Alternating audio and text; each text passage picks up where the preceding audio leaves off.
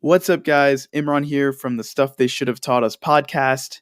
And on this episode, I'm going to be teaching you guys about emergency funds and why you absolutely must have one.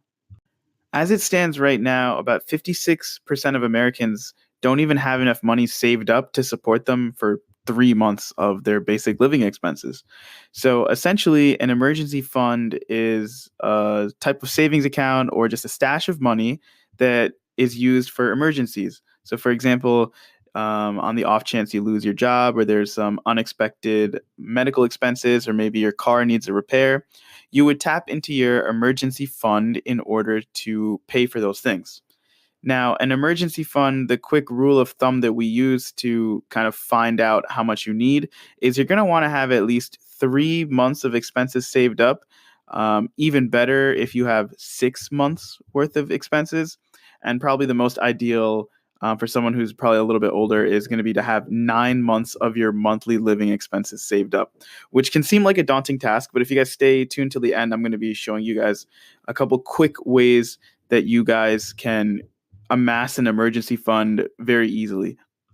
Probably the most underrated benefit of an emergency fund is the fact that your stress levels during an emergency are probably going to go down greatly.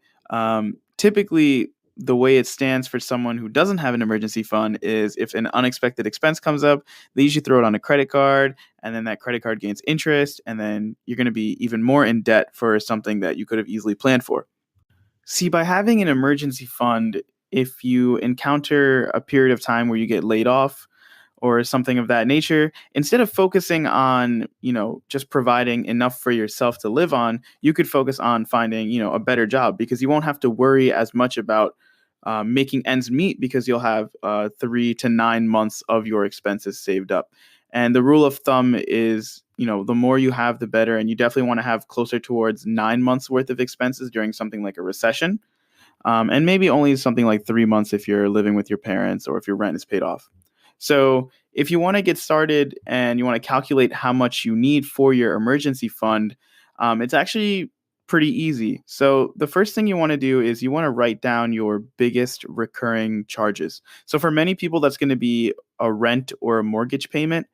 So say, for example, if that's $1,000, then if you want to have 6 months worth of living expenses saved up in your emergency fund, you're going to want to have $6,000 at least just for the rent. If your car payment's $100 a month, then you're going to want to have $600. You can even throw in things like Netflix in there as well in your calculations.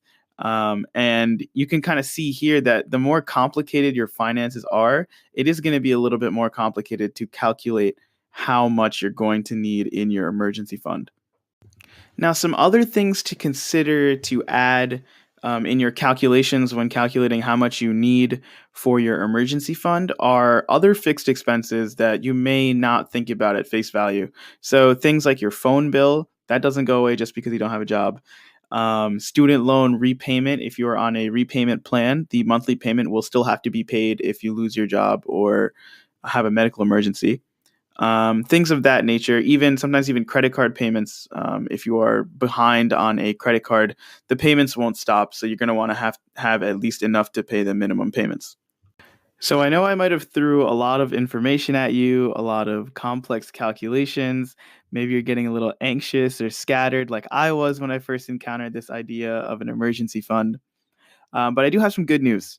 If doing those calculations kind of scares you and you're a little worried that you may not save enough money, or you may, mess up your calculation, one of the apps I talked about in the last episode, Digit, will actually do that for you.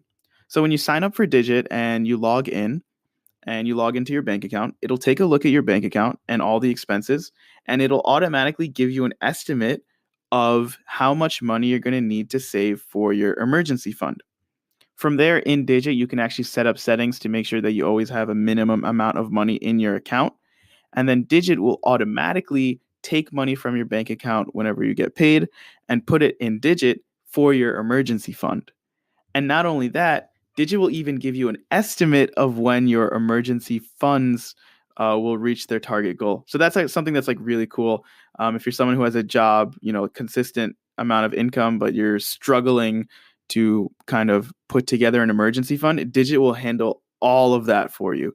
It's really amazing. And it's especially good for people like me who suck at saving money. I suck at saving money, so I use apps like Digit to automate the process so that I don't have to look at it at all.